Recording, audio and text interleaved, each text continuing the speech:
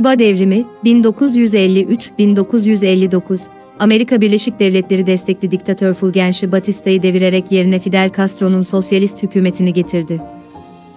Devrim öncesi Küba'da Amerika Birleşik Devletleri şirketleri şeker temelli ekonomiyi domine ediyordu. Kırsal kesimde yoksulluk ve okuryazarlık eksikliği yaygındı.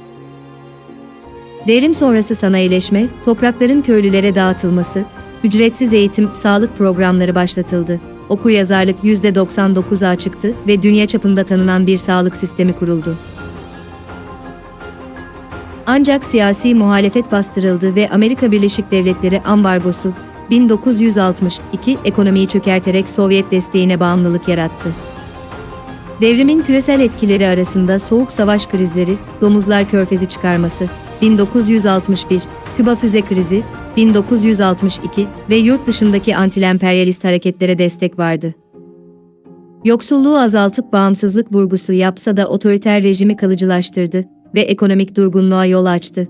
Böylece hem ilham hem tartışma bırakan bir miras yarattı. Günümüzde Küba devriminin mirası.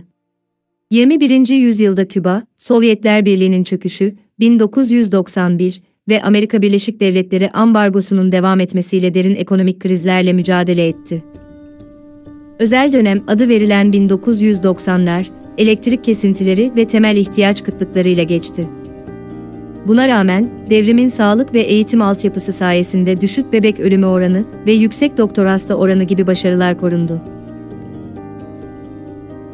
2000'lerde Hugo Chávez'in Venezuela'sıyla petrol takası gibi yeni ittifaklar kuruldu.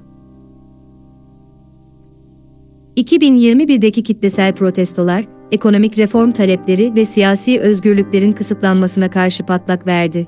Hükümet ise göstericileri, Amerika Birleşik Devletleri destekli provokasyon olarak nitelendirdi.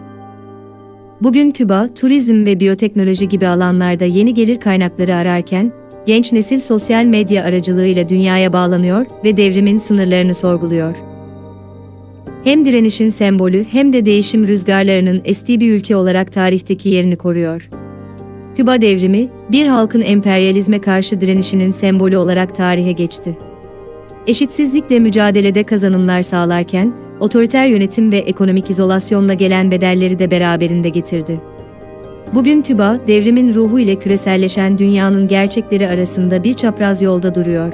Bir yanda dayanışma, bağımsızlık ve sosyal adalet idealleri, diğer yanda özgürlük, yenilik ve refah arayışı.